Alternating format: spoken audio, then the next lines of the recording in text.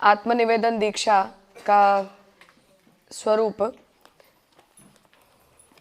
पुराण में बताए गए जितने भी धर्म हैं उनके द्वारा कैसे मंत्र का निर्वाह होता है, इसे श्री पुरुषोत्तम जी ने समझाया। और उसके बाद बृहदारण्यक उपनिषद में जहाँ आत्मनिवेदन का निरूपण किया गया है, उस मंत्र को हमारी आत्मनिवेदन मंत्र दीक्षा के तात्पर्य में आपने समझाया कि बृहदारण्यक में जो आज्ञा दी जा रही है उन्हीं बातों को हम आत्मनिवेदन मंत्र के अंतर्गत बोलते हैं। इसलिए मंत्र उद्घाटित नहीं किया जा सकता, इसलिए किसी भी मंत्र को कोई भी शास्त्र के अंदर उसके मूल स्वरूप में या प्रत्यक्ष स्वरूप में लिखा नहीं जाता है, परंतु उसके तात्पर्य को हम समझ पाएं उस हेतु से तात्पर्य का निरूपण शास्त्रों के अंदर हमें अलग अलग स्थानों पर प्राप्त हो जाता है। इसलिए उस तात्पर्य निर्वाहक जो उपनिषद का मंत्र है उसे आपने उद्धृत करते हुए आत्मनिवेदन मंत्र की इति कर्तव्यता का हमें उपदेश दिया। और ये बात आपने सिद्ध की कि ये शास्त्र निरूपित प्रक्रिया है कि प्रभु के प्रति हमें अपने सर्वस्व का समर्पण करना चाहिए। अब आगे जो लोग जिस किसी अधिकार के होते हैं, जिस किसी शास्त्र से उन्हें भक्ति या उपासना का जो कोई भी प्रकार प्राप्त होता है, उन्हें उससे भगवान फल प्रदान करते हैं। और जिन लोगों का निरुपाधिक भक्ति में अधिकार होता है उन्हें भगवान आत्मनिवेदन दीक्षा से ही फल प्रदान करते हैं। इस प्रकार श्रौत मार्ग, तांत्रिक मार्ग, भक्ति मार्ग, इन सब में अधिकार भेद का निरूपण पुरुषोत्तम जी आगे के पैराग्राफ में कर रहे हैं। तो हम आत्मनिवेदन दीक्षा का अधिकार, जब हमने ये कहा कि इस मंत्र का उपयोग हम उपासना मार्ग में नहीं करेंगे, तो कोई ये कहे कि उस मार्ग से हमने उद्धार का रास्ता बंद कर दिया, तो पुरुषोत्तम जी यहाँ ये स्पष्ट करना चाह रहे हैं कि ऐसा नहीं है। जिसको जहाँ भी भगवान रखना चाहते हैं उन्हें उन मार्गों से उनका अधिकार होता है। इसलिए ऐसे जो जीव हैं उन्हें अपने अपने मार्गों में बताई गई प्रक्रिया के अनुसार ही मंत्र दीक्षा प्राप्त करके साधनाचरण करना चाहिए।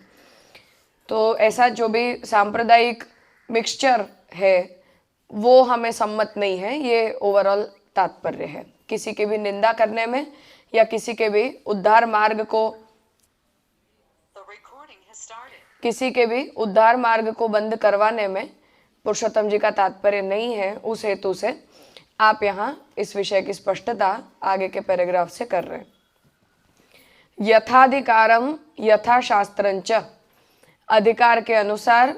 और जो कोई भी शास्त्र में, शास्त्र जो शब्द है वो संप्रदायवाची भी होता है, ग्रंथवाची भी होता है, गुरु का जो भी उपदेश है तदवाची भी होता है। तो संदर्भानुसार, तो यथाधिकारम हमारा जैसा अधिकार हो, यथा शास्त्रम हम जिस किसी मार्ग के हों, जिस किसी परंपरा को हम फॉलो करते हों उनके अनुसार, आत्मनिवेदन दीक्षायाः उसके अनुसार आत्मनिवेदन दीक्षा की श्रौतत्वम, तांत्रिकत्वम, भक्ति मार्गीयत्वंच। तो जो सुबह हम ये चर्चा कर रहे थे कि हम भी श्रवण कीर्तन स्मरण आदि नवदा भक्ति में निरूपित साधनों का अनुसरण करते हैं। जो लोग मुक्ति के लिए भक्ति करते हैं वो लोग भी यही साधन करते हैं। जो लोग स्वतंत्र भक्त होते हैं वो भी यही करते हैं। और जो लोग सकाम होते हैं, जिन्हें लौकिक फलों की जरूरत होती है, वो भी इन्हीं साधनों का अनुसरण करते हैं। तो आत्मनिवेदन तो सबके लिए एक जैसा है, तो फर्क क्या है? इसलिए पुरुषोत्तम जी ये आज्ञा कर रहे हैं कि आत्मनिवेदन का स्वरूप जीव के अधिकार अनुसार, जीव के संप्रदाय के अनुसार या मार्ग के अनुसार, तांत्रिक, श्रौत और भक्ति मार्गीय तीनों ही प्रकार का होता है। ये निरूपण आप इस पैराग्राफ में करना चाह रहे हैं। एतस्य च, तो हमने पिछले पैराग्राफ में ये सिद्ध किया कि आत्मनिवेदन जो है वो श्रौत प्रक्रिया है। इसलिए कोई हमारे ऊपर आप किसी अश्रौत प्रक्रिया का अनुसरण कर रहे हो ऐसा आक्षेप नहीं लगाएगा। तो अब आत्मनिवेदन श्रौत है तो हमारा मार्ग श्रौत हुआ, या आत्मनिवेदन अगर तांत्रिक धर्म है तो क्या हमारा संप्रदाय तंत्र धर्म का अनुसरण करने वाला हुआ? इसलिए आप इसकी स्पष्टता कर रहे हैं कि एतस्य च गुरुणा श्रौतत्वेन उपदेशे। अब बृहदारण्यक उपनिषद का जो यही मंत्र है, इसका उपदेश यदि किसी श्रौत धर्म का अनुसरण करने वाले व्यक्ति को गुरु करते हैं तो उसके लिए वो आत्मनिवेदन निर्गुण ब्रह्म परक माना जाएगा। तो श्रौतत्वेन उपदेशे, तो श्रौत प्रक्रिया से यदि इसी मंत्र का उपदेश किसी को किया जाए तो श्रौतत्वम, तो वो श्रौत आत्मनिवेदन कहलाता है कि आपने यज्ञ के लिए जो भी देवता का आपने आवाहन किया उनके प्रति आपने अपना आत्मनिवेदन किया या निर्गुण ब्रह्म के प्रति किया, तो वो श्रौत हो जाता है। आगमुक तत्वेन उपदेशे च तांत्रिकत्वम, और जो वैष्णव आगम तंत्र हैं उनमें जो नवधा भक्ति के अंतर्गत आत्मनिवेदन धर्म बताया गया है उसका अगर हम किसी गुरु से उपदेश प्राप्त करते हैं तो उस प्रकार का जो आत्मनिवेदन है वो तांत्रिक बन जाता है। एवं धर्मैः ही मनुष्याणाम, और भागवत में भगवान ने जो उद्धव जी के प्रति आज्ञा दी है कि मैंने यहाँ जिन धर्मों का उपदेश दिया ये आत्मनिवेदी मनुष्य के धर्म हैं, तो भगवान की इस आज्ञा के अनुसार एवं धर्मैः मनुष्याणाम, ये आत्मनिवेदी मनुष्य के धर्म हैं इस वचन के आधार पर, इत्यादि भगवद उक्तत्वेन उपदेशे, तो भगवान ने जो उद्धव जी के प्रति उपदेश दिया है उसके अनुसार भक्ति मार्गीयत्वम, तो वहां जो भगवान हमें उपदेश दे रहे हैं तो वो आत्मनिवेदन भक्ति मार्गीय आत्मनिवेदन हो गया। इति शास्त्रादि भेदात, इस प्रकार 2 मिनट, इस प्रकार शास्त्र वगैरह के भेद से, तो श्रुति तंत्र और भागवत में जो भगवान आज्ञा कर रहे हैं इन शास्त्र भेदों के आधार पर फल भेद इति, इनसे फल भेद होता है, चाहे आत्मनिवेदन हमें दृष्टिगत रूप से एक समान दिखाई देता हो फिर भी। एतेनैव कृष्ण तवास्मि, इसीलिए जो कृष्ण तवास्मि ये हम पंचाक्षर बोलते हैं, इत्यस्य लौकिकत्वं वदन्तो, इसे जो लोग भी लौकिक बोलते हैं कि ये आप लोगों का नया ही मंत्र है, ये तो केवल लौकिक है, इसमें शास्त्र का कोई संबंध नहीं है वगैरह वगैरह, तो लौकिकत्वं वदन्तो अति भ्रांता अपि निरस्ताः बोध्याः, उन्हें भ्रांत जानने चाहिए। और इसकी श्रौतता का जो निरूपण आपने पिछले पैराग्राफ में किया उससे कृष्ण तवास्मि ये पंचाक्षर मंत्र सहित आत्मनिवेदन मंत्र को लौकिक बताने वालों को भी निरस्त समझना चाहिए, उनके मत का भी निरसन हो गया ऐसा समझना चाहिए। इदमपि बहिर्मुखानां पर्यनुयोग निरासाय उक्तम, और ये बात भी जो बहिर्मुख लोग हैं उन्हीं लोगों की बात को काटने के लिए कहा गया है। प्रयोजन की आप यहाँ स्पष्टता कर रहे हैं। दीक्षा दे रहे हैं तो ये तो तीनों कैटेगरी में से नहीं आएगा, कुछ नहीं है। फिर जब हम ऐसे बोलेंगे कि ये लौकिक है हमारी ओर से, तो हमको भी ऐसे ही कहेंगे कि आप ये लास्ट लाइन जो बोले बहिर्मुख, तो उसका क्या उत्तर होगा? आप बताइए क्या कह सकते हैं हम ऐसों को? वो तो दिख ही रहा है कि रॉन्ग है, जाहिर में होता ही नहीं, ये गुप्त मंत्र कैसे दे रहे 1000 लोगों को, तो लेकिन उनके एंगल से वो ऐसे ही बोलेंगे कि आप लौकिक बात कर रहे हो, इतने अतिशय गुड़ उपदेश हम दे रहे हैं मार्गियों को, तो आर्ग्यूमेंट क्या होगी, ऐसा विचार आया। तो उपदेश दे रहे हो तो उपदेश के अंगों का तो विचार करो। तो यहाँ पुरुषोत्तम जी ऐसा तो नहीं कह रहे कि हर किसी को जा जाके बोल दो। किसे आत्मनिवेदन लेना, क्यों लेना, इन सब का तो विचार करना ही पड़ेगा। चाहे हम निरुपाधिक कह रहे हैं तो निरुपाधिक भक्ति मार्गीय मंत्र है ऐसा अगर हम कह रहे हैं तो निरुपाधिकता हो वो आओ, ऐसा तो हमें जवाब देना ही पड़ेगा। यहाँ तो जो आर्ग्यूमेंट है वो ये है जिससे हमने हाल में पिछले सत्र में जो चर्चा की थी कि भक्ति मार्ग जितने भी हैं उनके ऊपर आक्षेप यह लगता है कि वेद के अंदर केवल 2 ही मार्ग हैं, कर्म मार्ग है और ज्ञान मार्ग है। भक्ति और उपासना की पद्धतियां हैं वो कल्पित हैं। जितने भी इंडोलॉजिस्ट्स हैं वो भी यही कहते हैं कि ये सब जो है वो लेटर डेवलपमेंट है। तो भारत का पुराना धर्म क्या था? मूर्ति पूजा नूतन है, पुराण सब नूतन है, भक्ति नया मार्ग है। भक्ति मार्ग जितने भी संप्रदाय हैं वो सारे के सारे आधुनिक हैं, उन्हें मूल हिंदू धर्म से, मूल वैदिक धर्म से संबंध नहीं है। ऐसों को पुरुषोत्तम जी कहना चाह रहे हैं। और इसीलिए वेद से भक्ति आ रही है ऐसे दिखाना हाँ तात्पर्य। हाँ, ताकि कोई ये ना कहे कि आपकी भक्ति जो है उसमें कोई शास्त्र का अंश नहीं है। तो ये अपने यहाँ की 80% पॉपुलेशन की ऐसी ही बुद्धि है भक्ति मार्गों के बारे में। और ये ऑब्वियसली ये जो इंडोलॉजिकल स्टडीज़ हैं उससे इंस्पायर्ड है ये विचार। जब हम कालखंडों में इन सब का विचार करते हैं तो प्री वैदिक पीरियड, फिर वैदिक पीरियड, फिर पोस्ट वैदिक पीरियड। अब हम जब इतिहास में धर्म पढ़ते हैं तो वो लोग हमें ऐसा ही धर्म पढ़ाते हैं कि आयरन एज में और स्टोन एज में कैसा धर्म था, तो हम प्राकृत धर्म का अनुसरण करते थे। एनवायरमेंटल रिलीजन, प्रकृति पूजक। फिर हमने हमारे अंदर विकासवादी प्रक्रिया के हिसाब से हमारे अंदर अक्ल आई, बुद्धि आई, तो फिर हमने कुछ कुछ बनाना शुरू किया, कुछ कुछ लिखना शुरू किया, कुछ कुछ धर्म की और ईश्वर की कल्पना हमने प्रारंभ की। तो पंचमहाभूत को ही हमने देव रूप मान लिए। एक आकाश का देवता बता दिया, एक वायु का देवता बता दिया, एक पृथ्वी को देवी बता दिया, अग्नि का एक देवता बना दिया। तो ये जो एनवायरमेंटल रिलीजियन था वही जो है वो देववाद बन गया, पैगानिज्म हो गया उसका। तो हम ऐसे नहीं थे पहले, यही कहा जाता है हमें। और भक्ति मार्गों का जितना भी डेवलपमेंट है भक्ति संप्रदायों का, उसके लिए भी ऐसा ही कहा जाता है कि वैदिक लोग तो यज्ञ करते थे केवल, फायर रिलीजन, इंडोलॉजिस्ट उसे बोलते हैं फायर रिलीजन, अग्नि पूजक। हम अग्नि पूजते थे। ये आपत्ति है, लोगों का दिमाग ऐसा चलता है। तो हमें ये बोल दिया गया। और हमारे देश में अब हम जितना भी स्कूल कॉलेज के अंदर रिलीजियस स्टडीज पढ़ते हैं वो सब यही पढ़ते हैं। ऐसी ही ऐतिहासिक डेवलपमेंट में ही हम धर्म को पढ़ते हैं। तो हम स्टोन एज में किसको देवता पता होते थे? आयरन एज में या आइस एज में कौन ईश्वर को मानता था? तो हम तो प्रकृति से जीते थे, तो प्रकृति को ही हम भगवान मानते थे। फिर हमने उसके देव रूप बना दिए, फिर हमने अपनी कल्पना करके और उसकी मूर्तियां बना दी, फिर हमने अपने चेहरों के जैसे उनके चेहरे मान लिए, फिर हमने अपने कपड़ों के जैसे उनको कपड़े पहना दिए, ऐसा कह के। और वो लोग हमें ये सिखाते हैं कि तुम लोग जो कुछ भी करते हो ये सब तो सब तुम्हारी मनुष्यों की मनोकल्पनाएं हैं।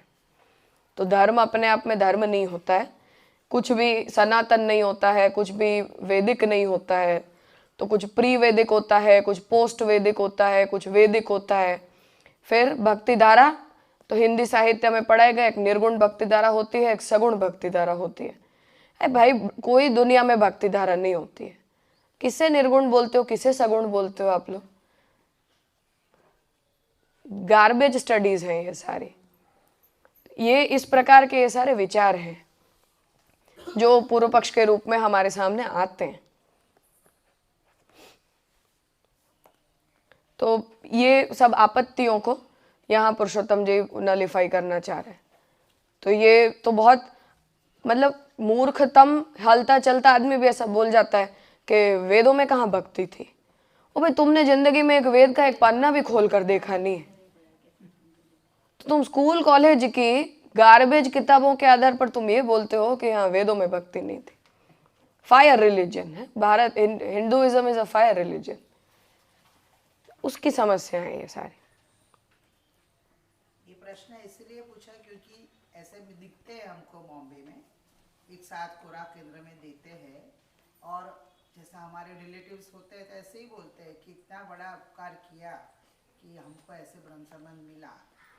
तो मुझे कुछ समझाना नहीं है क्योंकि वो डेफ ईयर है, कुछ समझा के फायदा नहीं है। लेकिन अभी ये टॉपिक आया तो जैसे मैं ऐसे बोलूँ, मुझे भी बहिर्मुख ही बोलेंगे। सही बात है। लोग को समझता नहीं है, क्यों, तुझे ये प्रॉब्लम क्या है, ऐसा हुआ अभी रिसेंटली, इसीलिए मुझे लगा कि वो बहिर्मुख क्या हमको भी बोलेंगे। सही बात है। पर पुरुषोत्तम जी जो यहाँ ये आर्ग्यूमेंट देना चाह रहे हैं वो उस दृष्टि से दे रहे हैं। अब शंकराचार्य जी ने भी यद्यपि अपने यहाँ बौद्धों ने भी वेद का निराकरण किया कि वेद प्रमाण नहीं होते, जैनों ने भी वेद का खंडन किया कि वेद प्रमाण नहीं होते, चारवाकों ने भी किया कि वेद प्रमाण नहीं होते, पर किसी ने भी वेद के विपरीत अर्थ को प्रकट करने का काम नहीं किया है। अपने यहाँ की परंपरा की कोई नास्तिक परंपरा भी ऐसी पैदा नहीं हुई जिन्होंने अपने शास्त्रों के विपरीत अर्थों को करने का प्रयास किया हो। मानते नहीं है, कोई समस्या नहीं है हमें, आप अपना मानो, हम अपना मानेंगे, पर आप उल्टी पुल्टी बातें बोलोगे तो आपत्ति हो जाती है। तो जैन बौद्धों ने भी कभी अपने ग्रंथों के विपरीत अर्थों को लिखने का प्रयास नहीं किया है, चाहे उन्होंने वेदों को, पुराणों को, शास्त्रों को प्रमाण नहीं माने।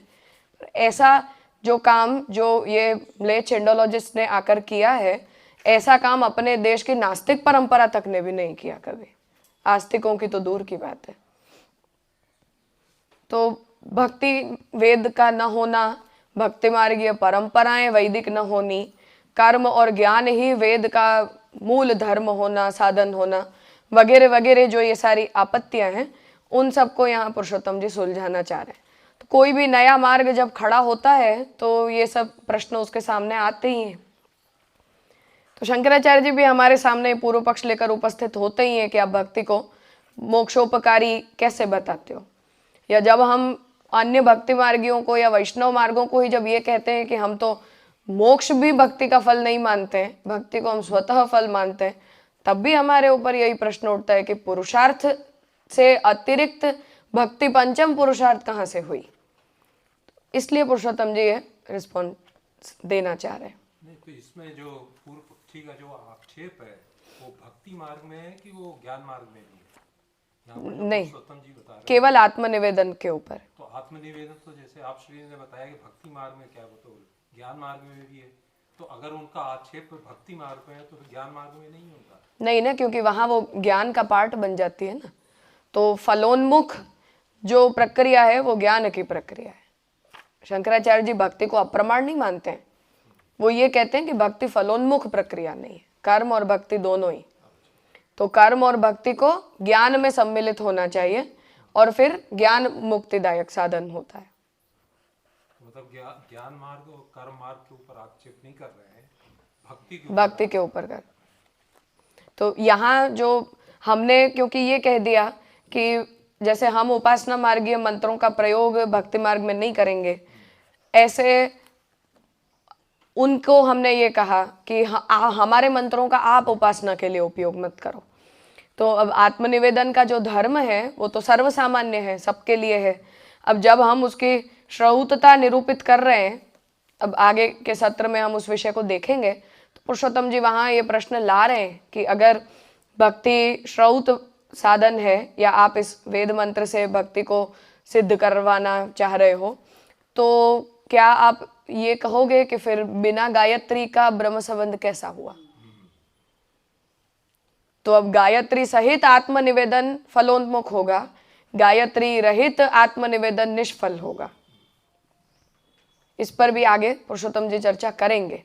तो जो पूर्व सत्र में हमने इसका उपक्रम किया था, तब इसीलिए हमने विस्तार से इस विषय की चर्चा की थी कि ये स्टैंडर्डाइजेशन प्रामाण्य अप्रामाण्य की दृष्टि से बहुत आवश्यक होता है। इसे हम इतने लूज भाषा में छोड़ नहीं सकते हैं क्योंकि उससे अव्यवस्था होती है। तो महाप्रभु जी भी इसीलिए हमेशा शुद्ध शास्त्र परंपरा में इसे अपने संप्रदाय को सम्मिलित करने का प्रयास करते हैं। ये अपनी विपरीत बुद्धि है कि हम ये जवाब देने लग जाते हैं कि शास्त्र संबंधी कुछ भी होता है तो मर्यादा मार्ग होता है। तो हम मूर्ख हैं, पर महाप्रभु जी का ऐसा कोई सिद्धांत नहीं है। महाप्रभु जी यही मानते हैं कि हमारी भक्ति भी शास्त्र जन्य ही है और शास्त्र ही ऐसी निरुपाधिक भक्ति का उपदेश देता है। इसीलिए हम शुद्ध वैदिक हिंदू सनातनी बनकर ही शुद्ध भक्ति मार्ग का उपदेश करते हैं। शास्त्र का कहा सब कुछ मर्यादा नहीं होता है। इसलिए ये स्पष्टता आप करना चाह रहे हैं कि आत्मनिवेदन तो आत्मनिवेदन है, उसमें कोई संशय नहीं है, परंतु आप अपने अधिकार, अपनी रुचि और अपने संप्रदाय के अनुसार जहां से भी आप आत्मनिवेदन प्राप्त करते हो, तदनुसार उसके स्वरूप में परिवर्तन आता है। तो जब हम तंत्र मार्ग से आत्मनिवेदन प्राप्त करते हैं तो हम तांत्रिक मार्ग के अनुयायी कहलाते हैं। श्रौत परंपरा से हम आत्मनिवेदन प्राप्त करते हैं तो हम श्रौत आत्मनिवेदन मार्ग का अनुसरण कर रहे हैं, ऐसा कहलाता है। जब हम भक्ति मार्गीय आचार्य से भक्ति मार्गीय संप्रदाय में आत्मनिवेदन प्राप्त करते हैं तो हम भक्ति मार्गी कहलाते हैं। इसलिए पुरुषोत्तम जी ने वो आत्मनिवेदन के इंटरनल जो प्रकार भेद हैं वो यहाँ हमें बताएं कि वो मार्ग से उसके स्वरूप में परिवर्तन आता है। बाकी आत्मनिवेदन तो सर्वस्व का समर्पण है, इस परिभाषा में कोई परिवर्तन किसी के लिए नहीं आता है। ठीक है, अब आगे यहाँ जो सिद्धांत पर हम पहुंचे हैं उसका निर्धारण पुरुषोत्तम जी यहाँ कर रहे हैं।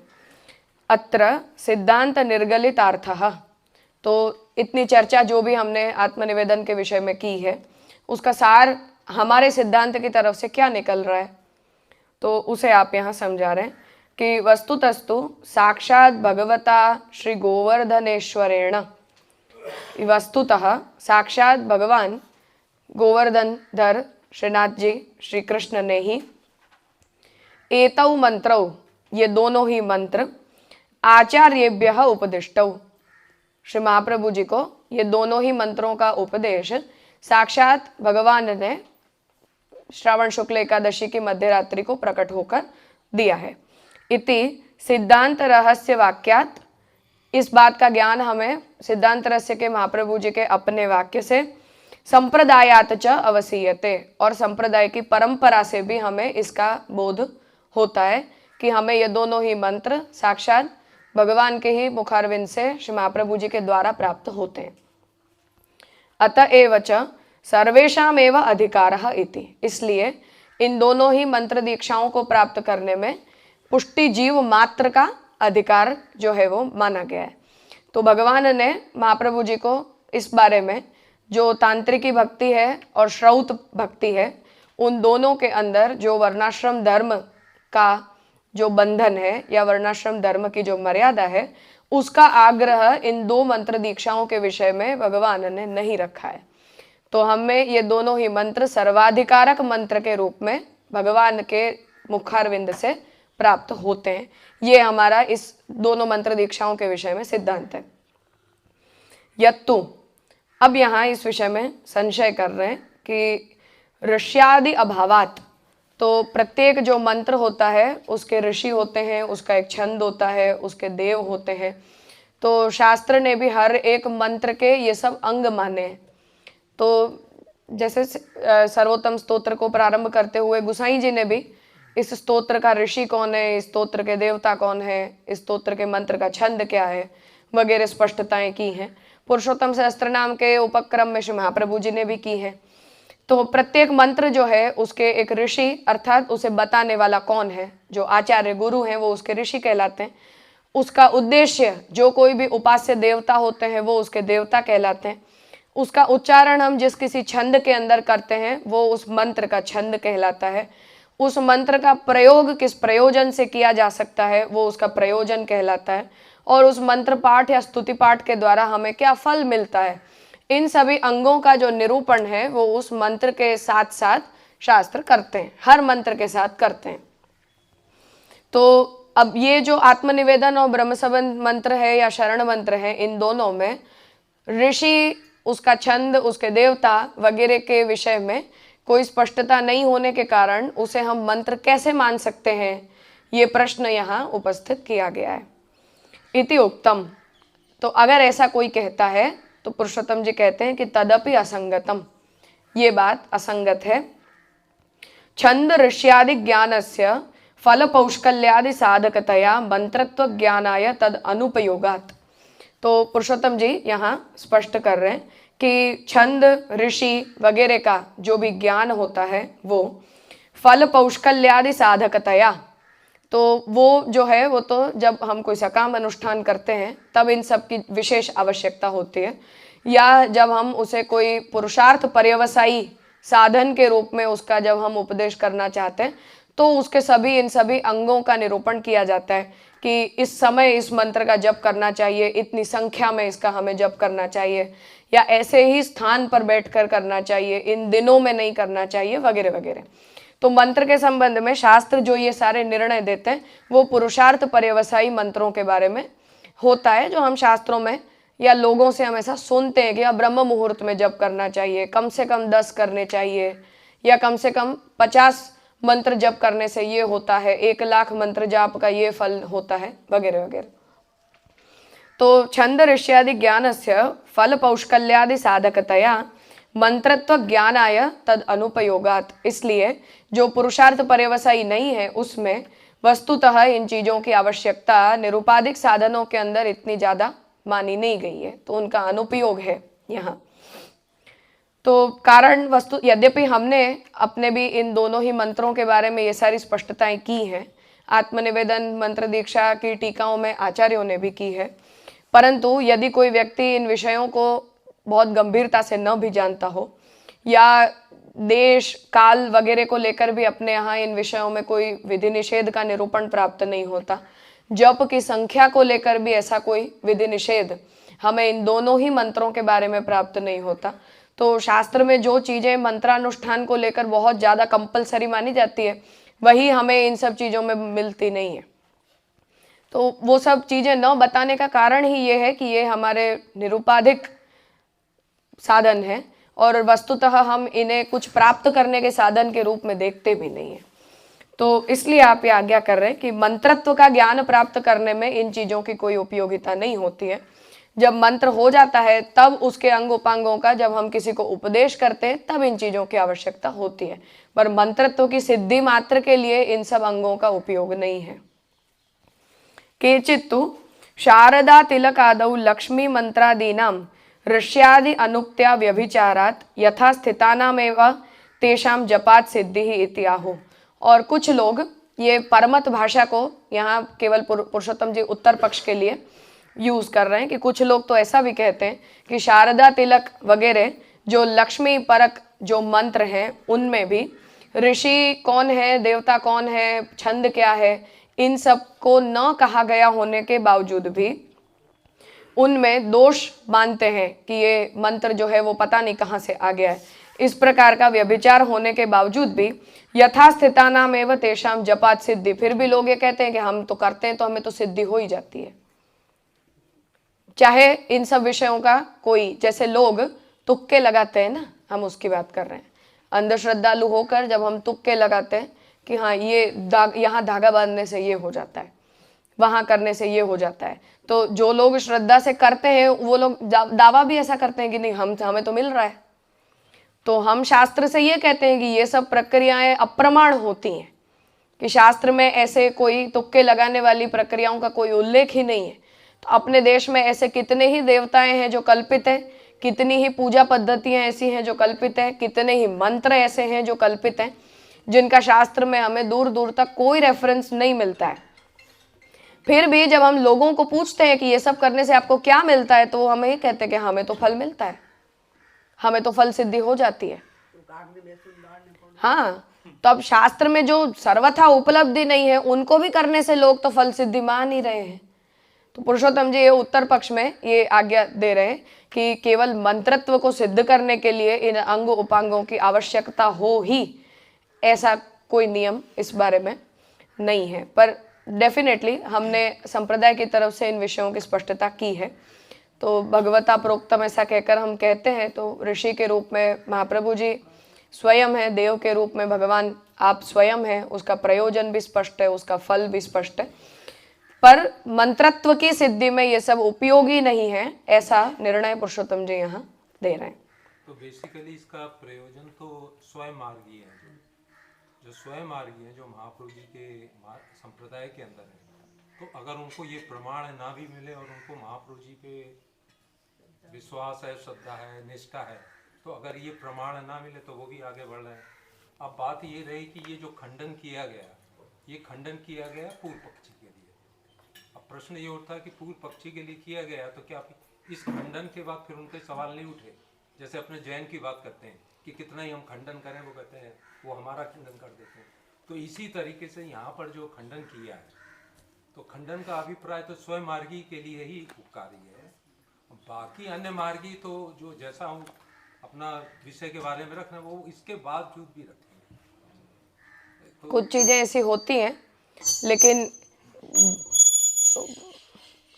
जैनों के साथ जो आप बता रहे हैं, वहाँ हमारा सबसे पहली हमारी समस्या आ जाती है एक प्रमाण व्यवस्था की अस्वीकृति को लेकर। तो हम ये सब क्योंकि आध्यात्मिक और आधिदैविक विषय हैं, इसलिए इन सब विषयों की सिद्धि हम तर्क से तो मानते नहीं हैं। तो महाप्रभु जी कहते हैं कि आध्यात्मिक और आधिदैविक विषयों में तर्क की अप्रतिष्ठा होती है। वो लोग तर्कवादी हैं, शास्त्र को मानते नहीं है। तो हम उनके साथ जो कुछ भी चर्चा करते हैं वो सब इसलिए व्यर्थ हो जाती हैं कि हमारी प्रमाण व्यवस्था के बारे में ही एक मत नहीं है। हम वो लोग प्रत्यक्ष और अनुमानवादी हैं, महाप्रभु जी शब्द प्रामाण्यवादी हैं। तो ऐसे लोगों के साथ जो कुछ भी हम चर्चा करते हैं वो तो वेस्टेज ऑफ टाइम होता है, केवल ज़्यादा करके ऐसा ही होता है। पर जो लोग एक प्रमाण मानते हैं उनके साथ जो हम चर्चा करते हैं वो इतनी निरर्थक नहीं होती है। जो है तो मार्ग में बट किसी तरीके से चाहे हाँ अन्य संप्रदाय के भी क्यों न हो, पर वेद को कोई अप्रमाण नहीं मानता, कोई पुराण को अप्रमाण नहीं मानता, कोई भागवत को अप्रमाण नहीं मानता, कोई स्मृति को अप्रमाण नहीं मानता, कोई रामायण को अप्रमाण नहीं मानता। तो ऐसे लोगों के साथ जब भी हम चर्चा करते हैं तो वो इतनी निरर्थक नहीं होती हैं, क्योंकि वो भी उसी प्रमाण पर श्रद्धा रखते हैं जिस पर हम रखते हैं। पर जो नास्तिक परंपराओं के होते हैं उन लोगों के साथ की जो चर्चाएं होती हैं वो निरर्थक होती हैं। जैसे इसमें बहिर्मुख का आ रहा है तो ये वैसे ही लोग हैं, ऐसे ही लोग हो सकते हैं। जैसे जगन्नाथपुरी के प्रसंग में भी ऐसा आता है ना कि महाप्रभु जी ने जगन्नाथ जी का निर्णय आपको कारिका के रूप में प्राप्त हुआ, तो सब लोगों ने उस बात को मान लिया। तब एक आदमी ने उठकर महाप्रभु जी से कहा कि किसे पता कि ये भगवान ने लिखा है। तो महाप्रभु जी ने कहा कि तुम अपना वर्ण बताओ, तुम कौन हो। तो वो वर्ण शंकर था। तो महाप्रभु जी ने कहा कि तुम वर्ण शंकर हो ना, इसीलिए तुम्हारी ऐसी विपरीत बुद्धि है कि भगवद वाक्य के ऊपर भी तुम्हें विश्वास नहीं हुआ। बाकी पूरी सभा ने पूर्ण स्वीकृति दी कि ये भगवद आज्ञा है। तो ये ऐसी विपरीत बुद्धि जन्मती है, आसुरी आवेश होता है। और जो इसमें आया ना फल पौष्कल्या सिद्ध साधकतया, मतलब जो स्तोत्र अपने बोले सर्वोत्तम जी और उसमें ये सब आता है ऋषि छंद वो सब, तो वो क्या फल पौष्कल के लिए है? इसीलिए मैं कह रही हूँ कि स्पष्टता तो हमने भी की है इन चीजों को लेकर। ये तो लास्ट लाइन का क्या अर्थ हुआ था कि मैं समझी नहीं फिर बराबर। लास्ट लाइन केवल परमत आर्ग्यूमेंट है। उसके पहले की वहां पुरुषोत्तम जी ये कह रहे हैं कि इन सब की वस्तुतः आवश्यकता जो सोपाधिक मंत्रानुष्ठान होते हैं उन्हीं में होती है, परंतु जब हम इस प्रक्रिया का अनुसरण करते हैं तो वो परंपरा की कंटिन्यूटी के लिए होता है। हाँ, तो मैं वही पूछ रही हूँ कि अगर वो फल की सिद्धि के लिए सोपाधिक के लिए ये सब की आवश्यकता है, तो फिर हमने सर्वोत्तम में वो इसमें क्यों दी फिर? परंपरा रक्षा, जो हमारी सिस्टम है उसे हमें फॉलो करना चाहिए। एक बार मेरे को ये राजा कि ये जो कोई भी जो स्तोत्र आदि होता है उसके अंदर ऋषि देवता छंद ये सब की जरूरत रहती है, लेकिन हमने तो अभी तो ये बताया कि जो मंत्र है उसको तो उद्घाटन ही नहीं करना चाहिए, तो उसकी भी आवश्यकता नहीं होनी चाहिए ना, छंद देवता ऋषि आदि की, क्योंकि वो तो वैसे भी जाहिर में बोलने की चीज ही नहीं है। तो फिर ऐसे आर्ग्यूमेंट कैसे हो सकते हैं? जैसे कोई उपासना मार्गीय है, चलो जिसका मंत्र ऋषि देवता छंद आदि सब उद्घाट है, चलो ऐसे ही वो लोग बताते हैं, फिर भी वो मंत्र तो मंत्र है, तो उसको तो ऐसे जाहिर में बोलते ही नहीं है, तो इसकी जरूरत क्यों उन लोगों को लग रही है? प्रमाणित करने के लिए। प्रमाणित करने। कहाँ से आया, किसने कहा, क्यों कहा। अच्छा, और ये जो हमारा जो ब्रह्मशपथ मंत्र है तो उसका उनके ऋषि श्री महाप्रभु जी, यानी मैं ऐसा समझ वक्ता नहीं, लेकिन वो तो ठाकुर जी ही वक्ता है और खुद ही देवता है और खुद ही वक्ता है, ऐसा नहीं समझते। हमारे लिए वो श्राउत है या स्मार्त है? हमने ठाकुर जी से सुना। नहीं, हाँ, हम हाँ मीडिया से आया है। इसीलिए हाँ इसीलिए उसके उनके ऋषि महाप्रभु जी। क्योंकि महाप्रभु ने हमें किया है। तो ठाकुर जी ने महाप्रभु जी को दिया, पर संप्रदाय के लिए उसे स्थापित तो महाप्रभु जी ही करते हैं ना गुरु रूप से। तो देव कृष्ण है, देव कृष्ण उपास्य कृष्ण है और ऋषि महाप्रभु जी।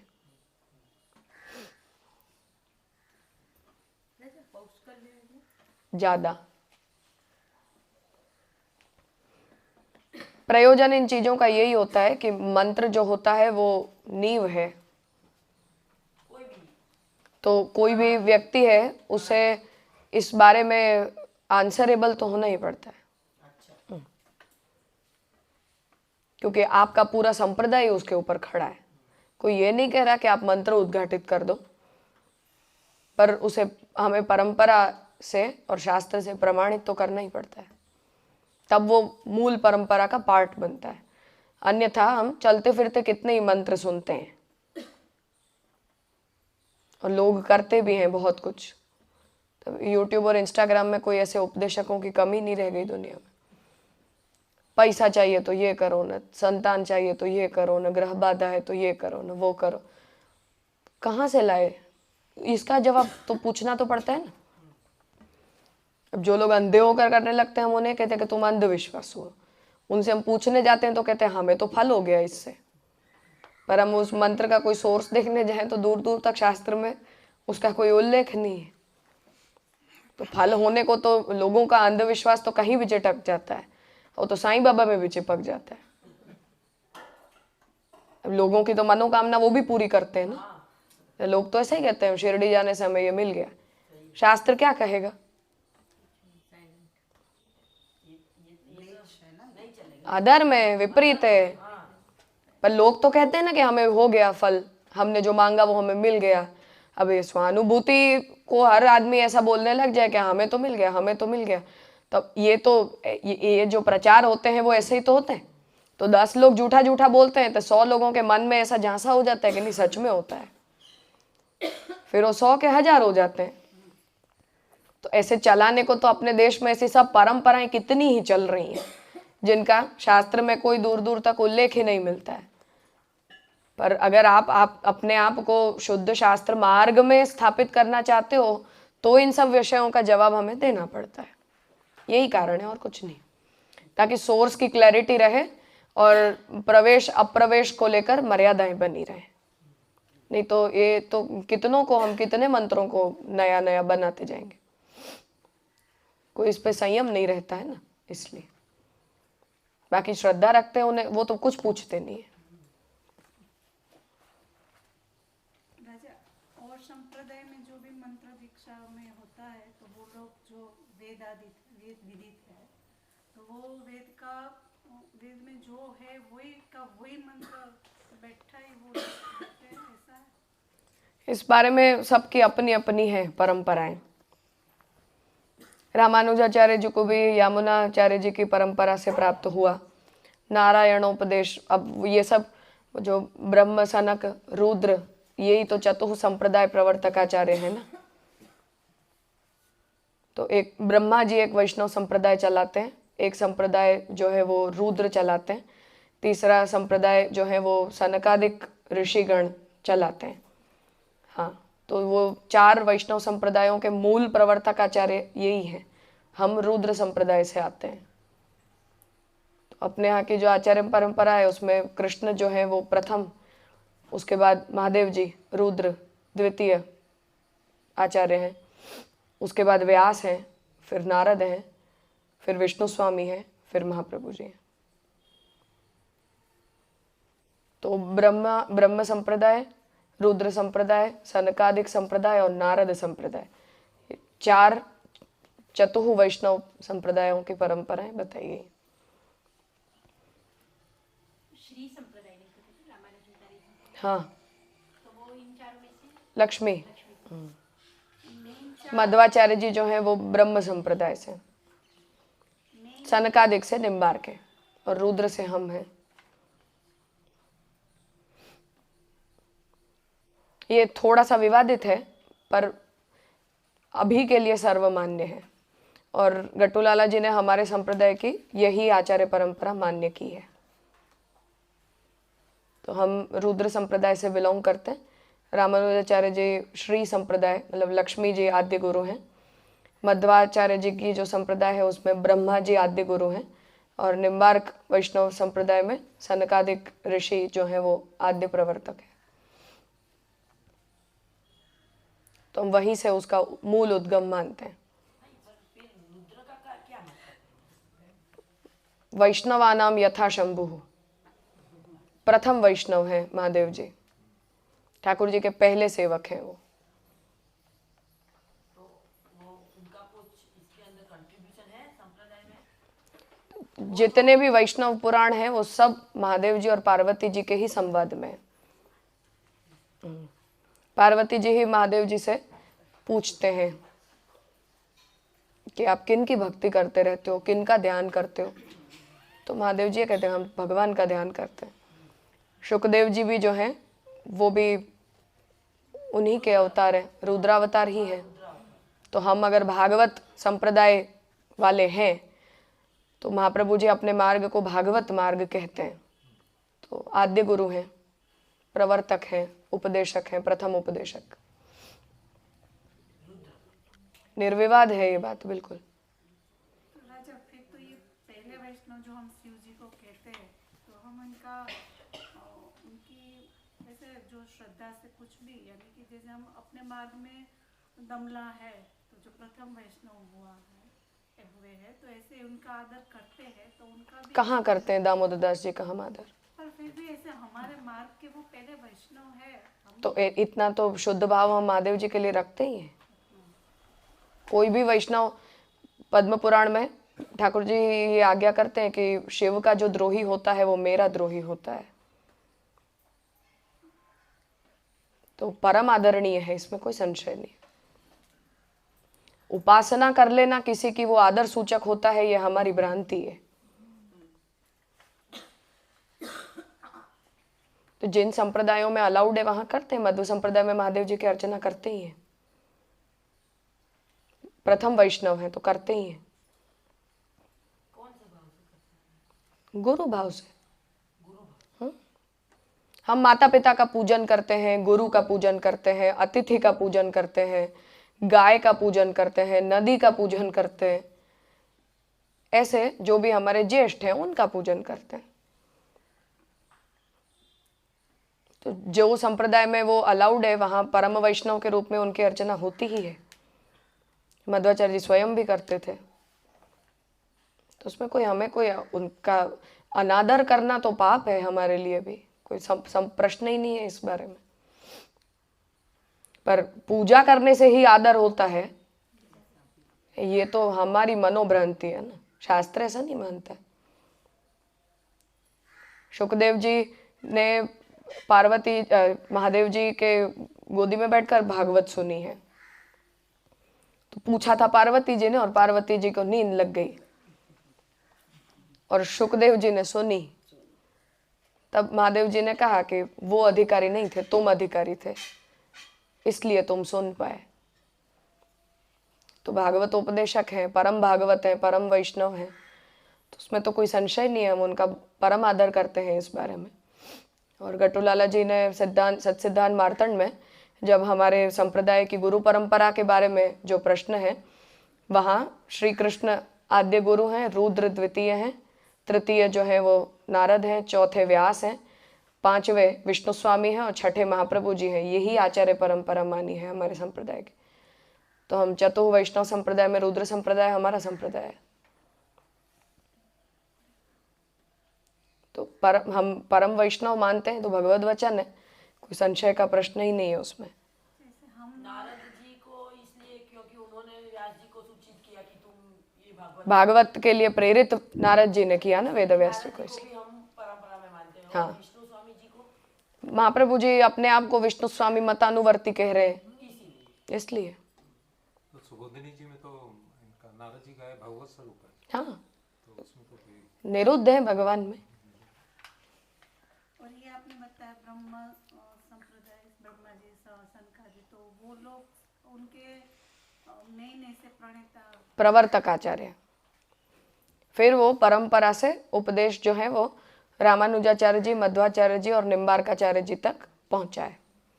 मंत्रोपदेश भी, सिद्धांतोपदेश भी, साधनोपदेश भी, सब कुछ। उनके पहले भी कोई हुआ, उनके पहले रामानुजाचार्य पहले से उनके कोई तो हाँ तो है ही ना, उनकी सब संप्रदाय अपनी परंपरा बताते, अपने यहाँ ये परंपरा है।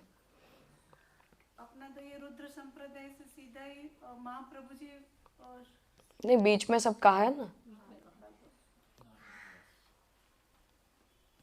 नारद है, व्यास है, शुकदेव है और विष्णु स्वामी है, महाप्रभु जी। रुद्राणाम शंकरश्चास्मि। गीता जी में भी रुद्राणाम शंकरश्चास्मि, वैष्णवानाम यथा शंभु, पद्म पुराण का वाक्य है। तो परम भागवत है, प्रथम वैष्णव है, तो कोई अनादर का, निरादर का तो कोई प्रश्न ही उपस्थित नहीं होता। मंगलाचरण में रघुलाल जी भी ऐसा बोलते हैं कि भाई इस जन्म में तो मैं सिर्फ कृष्ण के लिए ही नमन कर सकता, अन्य और कोई के लिए नमन नहीं कर सकता। तो नमन के लिए कहाँ बात है? नहीं, उसमें कुछ कोई मंगलाचरण में था, मैं जानते हैं, पीछे बताया। मुझे अभी ध्यान नहीं आ रहा है, पर ये सच्चिदान वार्तन में गट्टूलाला जी ने ही हमारे संप्रदाय की आचार्य परंपरा का निरूपण किया है।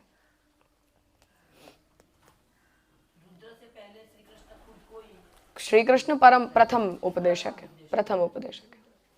और वो नारद जैसे ब्रह्मा जी है वो माध्व संप्रदाय, और रुद्र जो है वो अपने संप्रदाय के, सनकादि जो है वो निम्बार्क के, श्री जो है लक्ष्मी जी, लक्ष्मी जी रामानुज संप्रदाय। नारद जी तो अपनी परंपरा सब में है। व्यास जो है वो सबके गुरु हैं, नारद जी सबके गुरु हैं, महादेव जी भी सबके गुरु हैं। शाक्त वगैरह भी वो कहाँ से? नहीं, ये तो केवल वैष्णव परंपराओं की बात है, चतुः वैष्णव संप्रदाय केवल।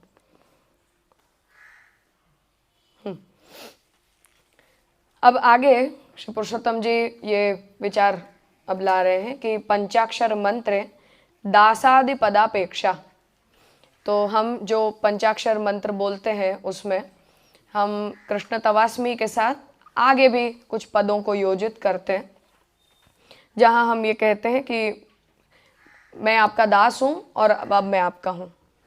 तो मैं दास हूँ और मैं आपका हूँ, ऐसा जो हम बोलते हैं उसमें इस दास पद को योजित करने की क्या आवश्यकता है, उसका निरूपण यहाँ पुरुषोत्तम जी कर रहे हैं।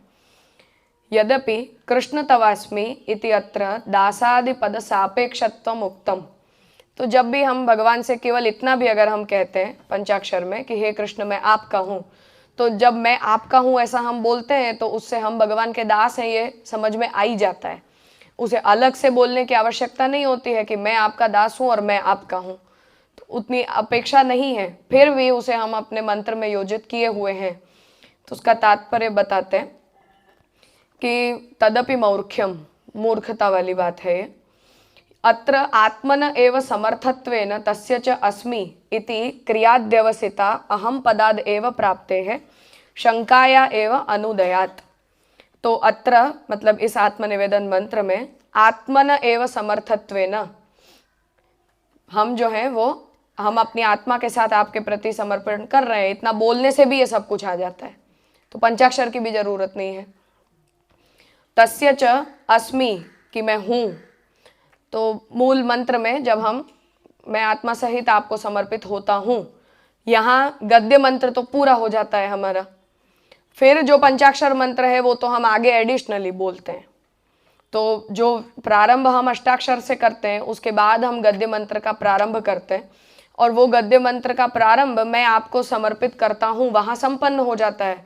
फिर पंचाक्षर भी एडिशन ही है और अष्टाक्षर भी आगे का ज़्यादा का वाक्य है। तो उसके लिए बोल रहे हैं कि अत्र आत्मन एव समर्थत्वेन तस्य च अस्मि इति क्रियाद्यवसिता, वो क्रिया है ये बोलना कि मैं आपके प्रति ये समर्पण कर रहा हूँ। तो ये तो हमारी शारीरिक क्रियाओं का वर्णन, जो हम कायिक व्यापार करेंगे, जो हम वाचिक व्यापार करेंगे, वो हम आत्मनिवेदन मंत्र के अंदर बोलते हैं, जो हमारा व्यापार होने वाला है आगे जाकर, कि मेरा देह आपका है, मेरी इंद्रियां आपकी है, मेरा परिवार आपका है, मेरा घर आपका है, वगैरह वगैरह। तो ये क्रिया का जो निरूपण है वो हम उस गद्य मंत्र के अंदर करते हैं। तो अहम पदादेव प्राप्ते है, तो अहम मतलब मैं, इतना बोल देने से ही सब कुछ हो जाता है। इसलिए इस शंका को उपस्थित करने जैसी ही नहीं है, शंका करने लायक बात नहीं है ये। आत्मनिवेदनस्य अश्रौतत्वंतु प्रागेव निरस्तम, तो आत्मनिवेदन जो है उसकी अश्रौतता का तो निरसन हम पहले ही कर चुके हैं।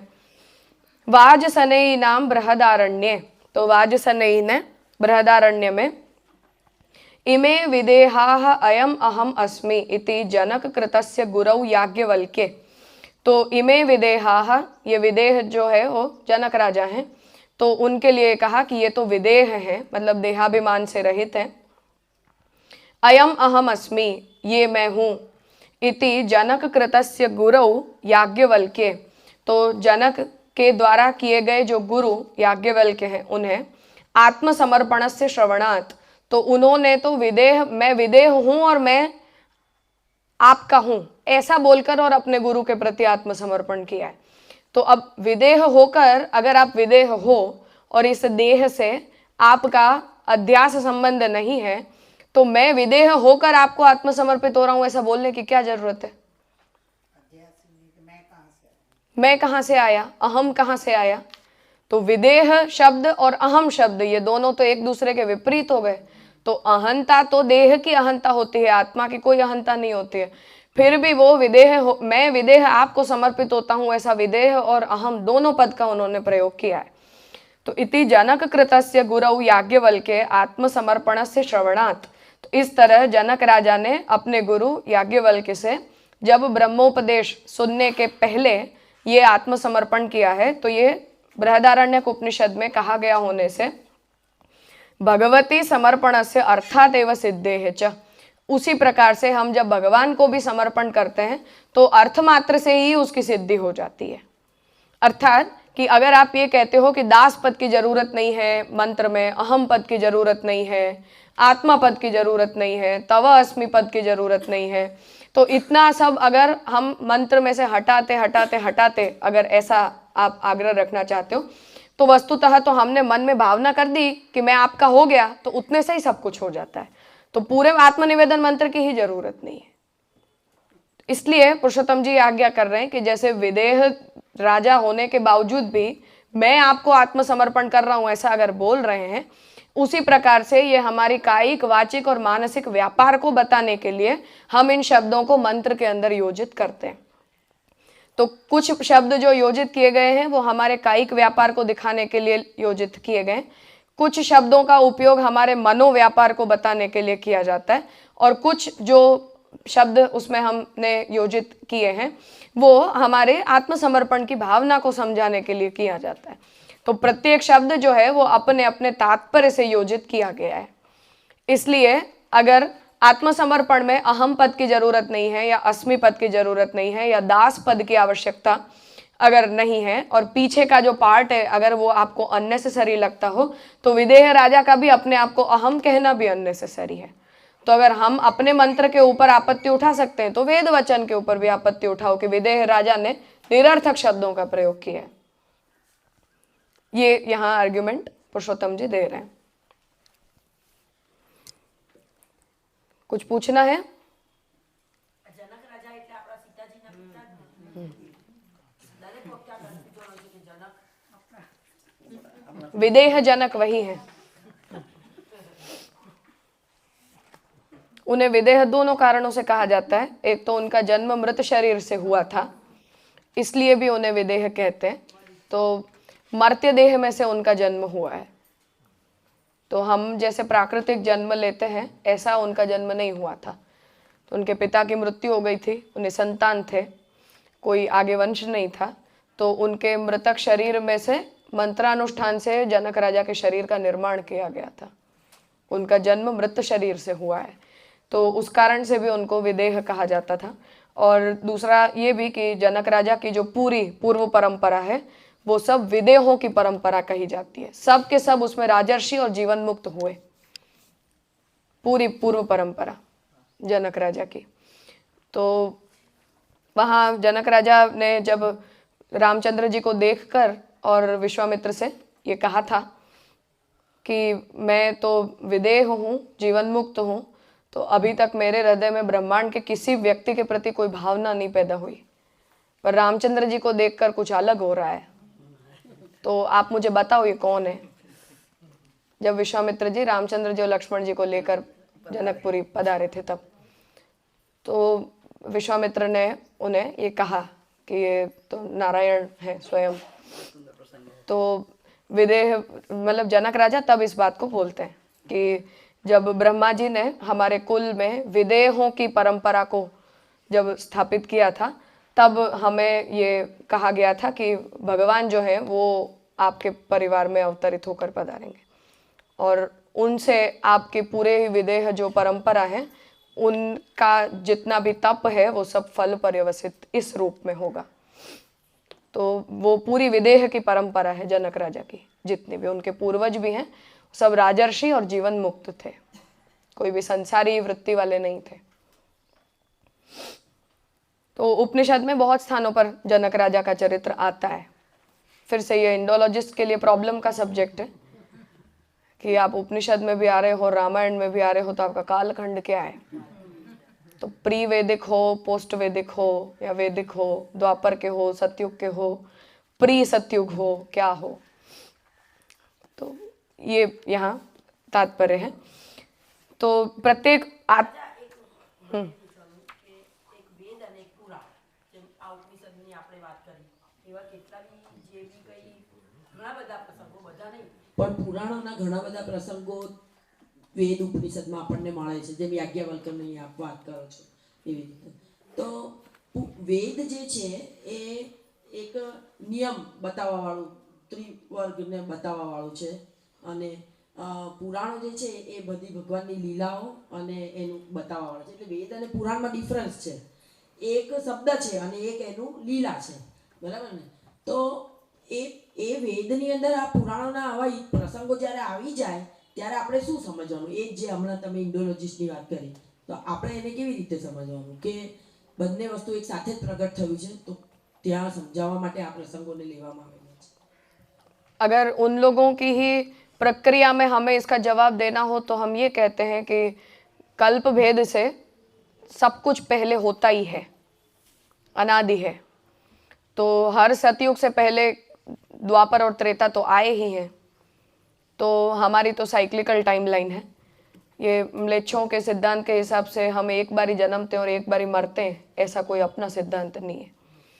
तो उन लोगों को ये इसी वजह से ये आइडियोलॉजिकल प्रॉब्लम है, क्योंकि वो लोग इसी सिद्धांत से बड़े होते हैं कि सृष्टि एक ही बार बनती है और एक ही बार ख़त्म हो जाती है। तो सृष्टि की न तो बार बार उत्पत्ति होती है और न ही सृष्टि का बार बार प्रलय होता है। तो एक तो वो उस वासना वाले होते हैं, इसलिए उन्हें हमारी प्रक्रिया समझ में नहीं आती है। तो वो ऐसा समझते हैं कि सतयुग से कलयुग होता है और कलयुग होने के बाद प्रलय हो जाता है और फिर कुछ नहीं होता है। वो क्रिस्टोफर कोलंबस की तरह कि जो अंतरिक्ष, जो होराइजन होता है उसके नीचे खड्डा होता है और हम गिर के मर जाते हैं। तो पृथ्वी गोल होती है, इतनी बुद्धि नहीं है। तो ये इस प्रकार की उनकी जो पूर्व वासना है उनके धर्म सिद्धांत की, उसी वासना को वो हमारे धर्म सिद्धांत के ऊपर लगा देते हैं। इसलिए उन्हें ये लगता है कि सतयुग से कलयुग तक ये सृष्टि के कालखंड को हमने विभाजित किया है और कलयुग के बाद जब प्रलय हो जाएगा तो उसके बाद कुछ नहीं होता है। इसलिए वो हर चीज को केवल इन 4 कालखंडों में विभाजित करके और उसको ऐतिहासिक दृष्टि से सोचने लगते हैं। ये उनकी प्रॉब्लम है और इसलिए वो हमारी प्रक्रिया को समझ नहीं पाते हैं या समझना चाहते नहीं है। समझ नहीं पाते हैं ऐसा नहीं है, वो जानबूझकर समझना चाहते नहीं है। वो ये चाहते हैं कि हम उनकी प्रक्रिया को समझ लें पर वो हमारी प्रक्रिया को ना समझें। तो इसलिए वो पहले सतयुग होता है, फिर द्वापर आता है, फिर त्रेता आता है, द्वापर आता है और कलयुग आता है। तो प्रलय हो जाता है और ख़त्म हो जाती है और सतयुग से पहले सृष्टि बनाई जाती है। तो जो कुछ भी होता है बस इन 4 युगों में बनता है, बिगड़ता है और ख़त्म हो जाता है। इस विचार की वजह से उन लोगों को ये लगता है कि सतयुग जो है वो वैदिक काल होता है, फिर त्रेता युग जो आता है वो स्मृति काल आता है, द्वापर के अंत में पौराणिक काल आता है। इसलिए हम द्वापरांत के बाद ये व्यास जी का जो हम चरित्र भागवत में देखते हैं कि द्वापर के अंत में उन्होंने ये सब कुछ किया। तो वो ये कहते हैं कि देखा कि कलयुग में पौराणिक धर्म आता है, तंत्र धर्म उपासना वगैरह आती हैं, और वैदिक काल सतयुग में होता है तो वो फायर रिलीजन होता है। फिर त्रेता के अंदर स्मृति आती है, इसलिए रामचंद्र जी वर्णाश्रम धर्म के प्रवर्तक हैं, इसलिए वो बुरे हैं, क्षमा, पर ऐसा वो बोलते हैं। और उसके बाद फिर द्वापर युग के अंदर वो धर्म बिगड़ जाता है, इसलिए फिर पौराणिक धर्म को बनाया जाता है। ब्राह्मण लोग पौराणिक धर्म का निर्माण करते हैं और फिर अब हम पौराणिक धर्म का अनुसरण करते करते सृष्टि का प्रलय हो जाएगा। ऐसा इन लोगों की बुद्धि चलती है। और इसके सपोर्ट में, क्योंकि चाहे ये साइकिल में ही चलता रहे पर कोई युग के नाम हम नहीं बदलते। यद्यपि हम इतने मनवंतरों के नाम बोलते हैं, हम इतने ज़्यादा कल्पों के भी नाम अपने शास्त्र में उपलब्ध होते हैं, पर ये उनकी बुद्धि से परे हैं चीज़ें, या उनकी दुर्वृत्ति है कि वो इन चीज़ों को कभी भी प्रेजेंट नहीं करते। उस वजह से अभी रिसेंटली भारत के ही बहुत नामी व्यक्ति हैं, उन्होंने महाभारत का जो कालखंड महाभारत में हमें लिखित प्राप्त होता है, ये हमारी टाइमलाइन में सिद्ध करने की उन्होंने कोशिश की थी, और ये बहुत फेमस विचार है, जिस वजह से वो व्यक्ति भारत में फेमस हो गया। अब हमें इस बात से कोई आपत्ति नहीं है कि 5000 वर्ष पूर्व महाभारत का युद्ध हुआ था, सही बात है, द्वापर युग के समापन से पहले पहले ये सब घटनाएं बनी हैं, पर क्या महाभारत उससे पहले कभी नहीं हुई थी? अब आपत्ति क्या आती है कि जब भी उन्हें कालखंड में कुछ नया मिलता है तो वो अप्रमाण हो जाता है अपनी बुद्धि से। क्यों? क्योंकि वो हमारी स्टडी में फिट नहीं हो रहा है। तो हम उतना ही मान सकते हैं जो हमारी स्टडी में फिट होता है। हमारी बुद्धि प्रक्रिया में जो कुछ भी फिट नहीं हो सकता है वो गलत साबित हो जाता है। तो कौन सी संक्रांति में भीष्म का संक्रमण हुआ था, तो उसे हम ये क्रिश्चियन टाइमलाइन में बिठाने की कोशिश करेंगे। 5000 वर्ष की गिनती हम क्रिश्चियन टाइमलाइन में फिट करने की कोशिश करेंगे। ऋग्वेद का काल क्या? 2nd century. तो 2nd सेंचुरी से पहले क्या था? तो तुम्हारे क्राइस्ट पैदा नहीं हुए थे तब तक दुनिया नहीं थी। हम भी विक्रमादित्य के काल से चलते हैं, पर हम ये नहीं कहते हैं कि विक्रमादित्य से पहले ब्रह्मांड नहीं था। हर व्यक्ति को कुछ भी शुरुआत का पॉइंट तो कहीं ना कहीं गाड़ना ही पड़ता है कि हम आज के दिन से कालखंड को प्रारंभ करेंगे। ये तो अपनी परिसीमित सामर्थ्य के कारण हम ऐसा करते हैं कि हम विक्रम संवत को किस समय से मानते हैं, जो काल विक्रमादित्य का काल है, पर हम ये नहीं कहते कि उससे पहले सृष्टि नहीं थी। वो ये कहते हैं क्राइस्ट से पहले ब्रह्मांड ही नहीं था। तो भाई आइस एज आ गया था और तुम्हारे पास साधन नहीं है कि उससे पहले की सृष्टि को तुम देख पाओ, तो तुम्हारी बुद्धि की कमी है। आइस एज तो अभी अंटार्कटिका में चल रहा है, और भविष्य में मानो किसी दिन अंटार्कटिका में ग्लोबल वार्मिंग होते होते पेड़ पैदा हो जाएंगे, तो हम ये कहेंगे कि उससे पहले ब्रह्मांड नहीं था। पर हम भारत में, हमारे पास बहुत सारे पेड़ हैं। हिमालय भी किसी जमाने में समुद्र के तल में था, पर बाहर आ गया ना। ऐसे अंटार्कटिका में कोई ना कोई दिन ये आइस एज खत्म हो जाएगा, और मनुष्य जीवन यदि संभव होने लग जाएगा, तो आइस एज का प्री पीरियड हम ये कहेंगे कि ब्रह्मांड नहीं था।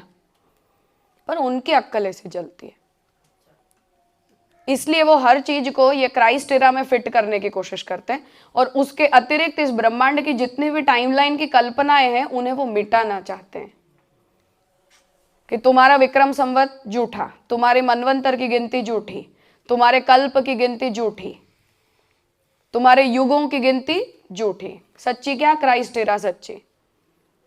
और हम महाभारत के युद्ध को भी क्राइस्ट एरा की डेटिंग में फंसाएंगे। तो समस्या इन चीज़ों की वजह से आती है। और अब हम, क्योंकि विक्रम संवत की गिनती भी हम भूल गए, मनवंतर की भी गिनती हम भूल गए, कल्प की हम गिनती भूल गए, हम क्राइस्ट एरा में जीने लग गए, तो हमें ये लगता है कि हर चीज़ की गिनती क्राइस्ट एरा में ही गिनती की जा सकती है, और सब गिनतियाँ हमें आनी बंद हो गई हैं। इसलिए अब हम पुराण जिस भाषा में गिनती करते हैं, या पुराण जिस भाषा में वो कालखंड बताते हैं, वो कालखंड के नाम ही हमें समझ में नहीं आते कि ये मनवंतर क्या होता है। पर हम डिकेड समझ सकते हैं, हम सेंचुरी समझ सकते हैं, पर हम मनवंतर शब्द नहीं समझ सकते, क्योंकि वो अपना कालखंड हुआ करता था। पर अब हम इनके कालखंडों को समझ सकते हैं। तो वो तो स्ट्रेटजी है जिस वजह से ये सब चीज़ें प्रचारित हो गई। और अभी भी अपने भी भारत के लोग भी इतने मूर्ख हैं कि उन्हीं चीज़ों में अपनी बुद्धि को फिट कराने की कोशिश करते रहते हैं।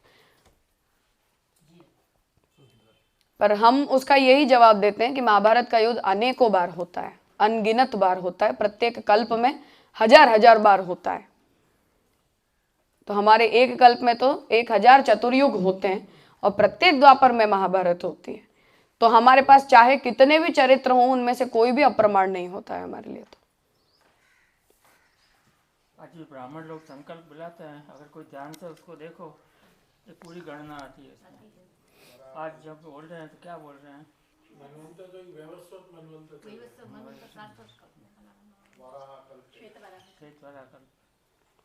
कुल कितने मनवंतर हैं? 14 या बेसी मनवंतर? कल्प में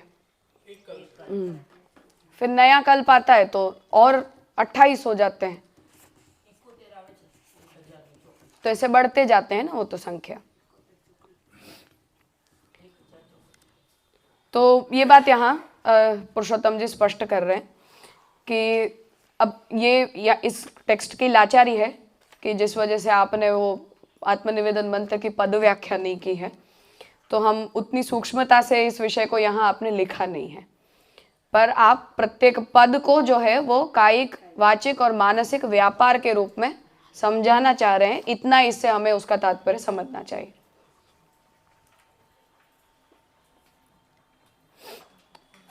करें? स्पष्ट है इतना? देहादि समर्पण अनौचित्य शंका निरासः।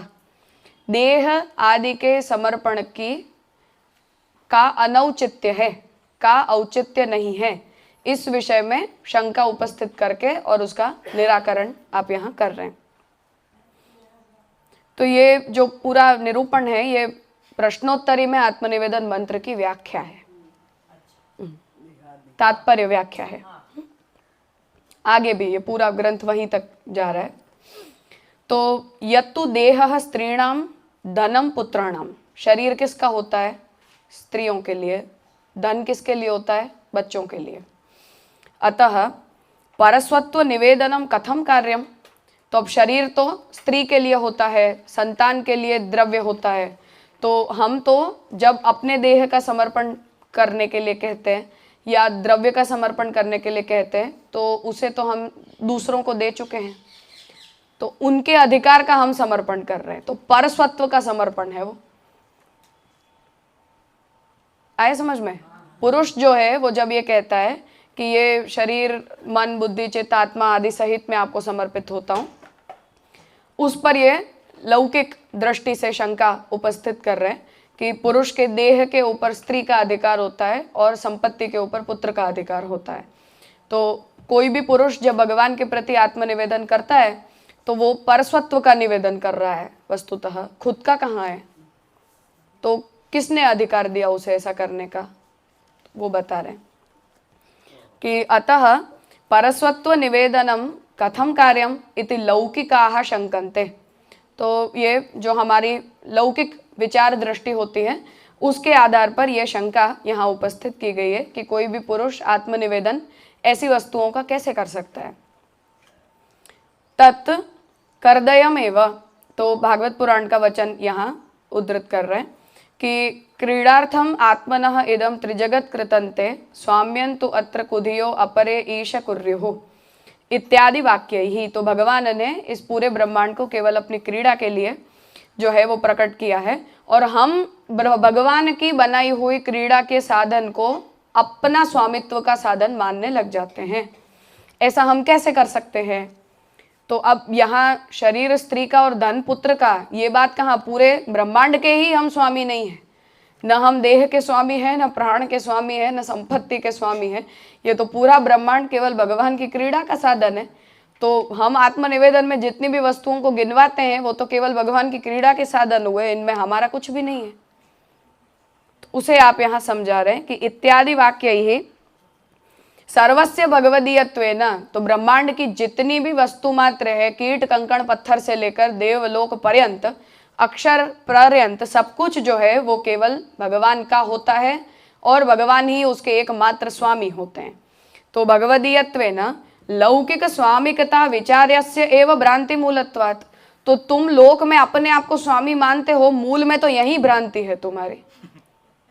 तो जब समर्पण और निवेदन करते समय मैं ये बोलती हूँ कि ये सब कुछ मेरा था, जब आपका हुआ तो पूरा आत्मनिवेदन ही भ्रांति का कन्वेयंस है, उसका मतलब ये है फिर। तो यहाँ इस बात को समझाना चाह रहे हैं कि ये ही हमारी प्रारंभिक भ्रांति है कि हम ये मान रहे थे आज तक कि ये देह मेरा है और ये प्राण मेरा है और ये इंद्रिय मेरी है, ये घर मेरा है, ये पुत्र मेरे हैं। तो पूरा ब्रह्मांड ही भगवान की क्रीड़ा का साधन होता है, तो तुम्हारा तो यहाँ कुछ भी नहीं है। तो पूरी आत्मनिवेदन में हमने जितनी भी लिस्ट गिनवाई और हमने ठाकुर जी से जो कुछ भी कहा, कहने की जरूरत ही नहीं है। तुम अपना मान रहे थे ये गलती थी, ये भगवान का है, ये तो वास्तविकता है। तो इसमें ये हमारा आत्मनिवेदन क्या हुआ, ऐसा पुरुषोत्तम जी आर्ग्यूमेंट दे रहे हैं। तो किंच तथा मन्वानानां भटानां युद्धार्थ गमनादेह दानादेह च अपि बाधापत्ति। तो ऐसी स्थिति में जो भी लोग ऐसा अपने मन में मानकर और जब युद्ध में जाते थे लोग, तो वो लोग अपनी पूरी संपत्ति का दान देकर जाते थे, क्योंकि हम तो मर जाते हैं, फिर हमारी संपत्ति का क्या होने वाला है। तो जब हम वो दान देते हैं अपनी सब संपत्ति का, तो तुमने किसे दान दिया और किसका दान दिया, तुम्हारा था ही नहीं, उसका तुमने दान दिया। तो ऐसे तो सृष्टि के जितने भी व्यवहार हैं उन सभी व्यवहारों को गलत कहने चाहिए। तो फिर ये आपत्ति आत्मनिवेदन के ऊपर नहीं है। कोई भी दान का संकल्प करने योग्य व्यक्ति नहीं है। यज्ञ में भी कोई व्यक्ति यज्ञार्थ द्रव्य त्याग करने योग्य नहीं है। कोई भी ब्रह्मांड में कुछ करने के लिए लायक ही नहीं। फिर तो नहीं, पूर्व पक्षी जो कहा उसके लिए पुरुषोत्तम जी जवाब दे रहे हैं कि परस्वत्वात्, क्योंकि दान भी हमने तो भगवान की संपत्ति का दान किया, ऐसा उसका मतलब होगा। तो अगर वो हर धर्म कार्य के अंदर अगर ये सिद्धांत लागू होता है तो आत्मनिवेदन पर भी कर सकते हैं कि हमने तेरा तुझको अर्पण ही किया है, इसमें हमने हमारा आत्मनिवेदन किया है, ऐसा कुछ भी नहीं हुआ है। इति न कोपि शंकालेशः, इसलिए इस प्रकार की शंका उत्पन्न की नहीं जा सकती है, ऐसा पुरुषोत्तम जी यहाँ इसका जवाब दे रहे हैं।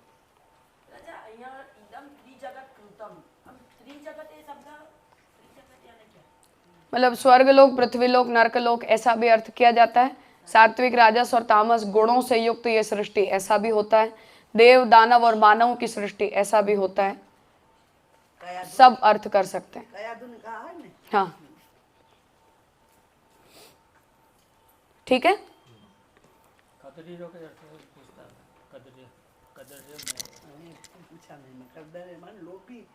हाँ, लोभी। तो कोई अगर ये कहे कि आपको अपने देह का या अपने द्रव्य का भगवत समर्पण करने का अधिकार ही नहीं, क्यों? क्योंकि नीति के हिसाब से देह के ऊपर पत्नी का अधिकार होता है और संपत्ति के ऊपर पुत्र का अधिकार होता है। तो वो आपकी ही नहीं है, तो आपने कैसे उसको भगवत समर्पित कर दिया? ऐसे तो समाधान फिर फाइनल क्या हुआ? थोड़ा ये कर सकते व्यवहार नहीं रहा है, बैठ नहीं रहा है राजा। तो प्रश्न ये किया कि लोक दृष्टि से पुरुष के शरीर के ऊपर पत्नी का अधिकार होता है और द्रव्य के ऊपर संतान का अधिकार होता है। तो इस लोक दृष्टि का विचार करते हुए कोई भी व्यक्ति भगवान को आत्मनिवेदन नहीं कर सकता है, क्योंकि न उसका देह उसका अपना है और न उसका द्रव्य उसका अपना है। उसके ऊपर तो परिवार की मालिकी है। तो पुरुषोत्तम जी यहाँ जवाब दे रहे हैं कि वस्तुतः ब्रह्मांड में कोई पुरुष की कोई मालिकी नहीं होती है, पूरा ब्रह्मांड ही भगवान की मालिकी का होता है। तो अगर हम इस सिद्धांत को माने जो भागवत वाक्य से कहा जा रहा है, तब फिर इस ब्रह्मांड में कोई भी व्यक्ति अगर दान भी करता है, यज्ञ भी करता है, कोई भी पूजा का उपचार भी करता है, तो अन्य भी जितने भी धर्म कार्य के मार्ग हैं, उन सभी मार्गों में हम जो कुछ भी करते हैं वो सबके ऊपर ये समान आपत्ति है। तो क्योंकि मैं मालिक ही नहीं हूं तो मैं दान ही नहीं कर सकती हूँ, मैं स्वामी ही नहीं हूं तो मैं देवता को आवाहन करके और कोई द्रव्य त्याग का यज्ञ ही नहीं कर सकती हूँ। उसी प्रकार मैं कोई भी देवता